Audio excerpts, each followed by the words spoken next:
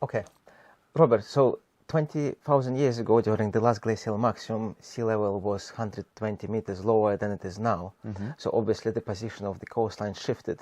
So like 20,000 years ago, we could have walked from Ireland to France without the need to take a ferry. So how can you give a brief overview of this kind of ancient shoreline migration from 20,000 before present to today?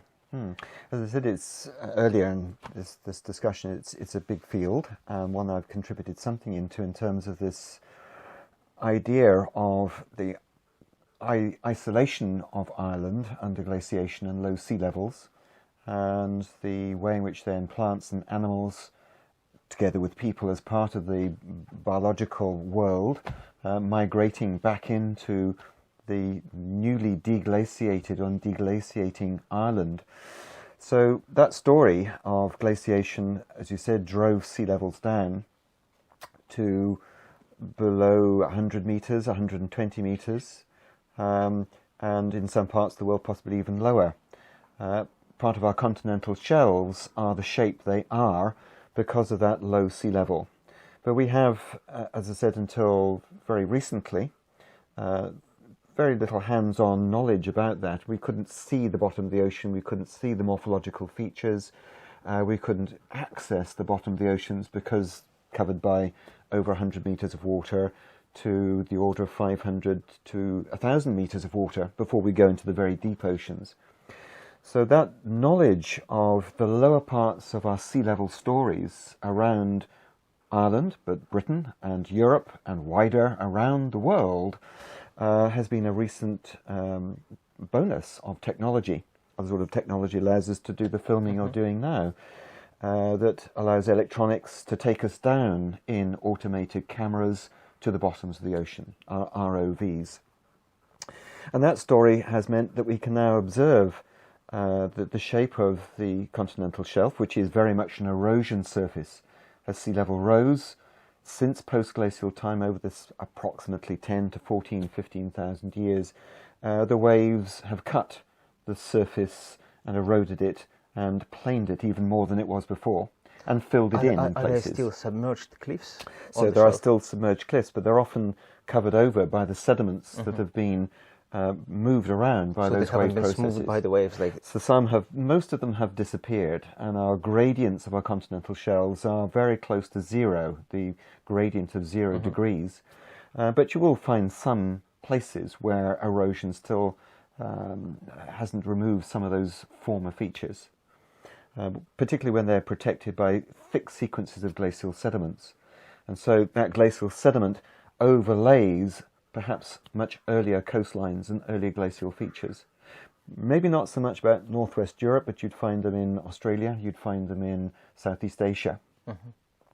But then the exciting part now is, as we come to the bottom end of that story, to the 100 metre and below towards 200 metres, the continental shelf edge, the continental slope, and the rise even deeper than that, we can see canyons and really very distinctly eroded features into these shelf edges as they go down into the deep ocean.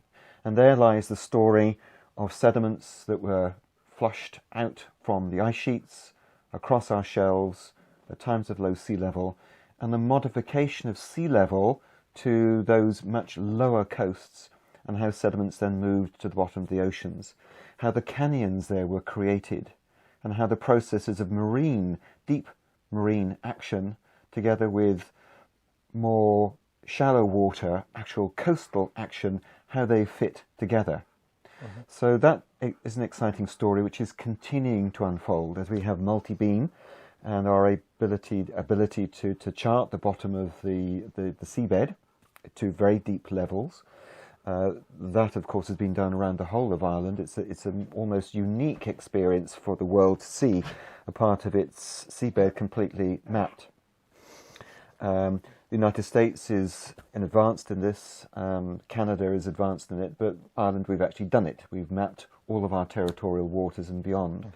And we can use that information to explore that deeper link between coasts and the deep marine processes. But if we talk about timing, so 20,000 years ago, sea level was 120 meters lower. Yeah. When sea level in Ireland became close to its present level. Approximately 2,000 years ago, that we found observations of the paleo-environmental information about sea levels gives us a very definite spike where the rate of return of water to the oceans from the melting of the ice from the last glaciations, the last major glaciations, which started to waste away around 18 to 20,000 years ago over Northwest Europe and over North America.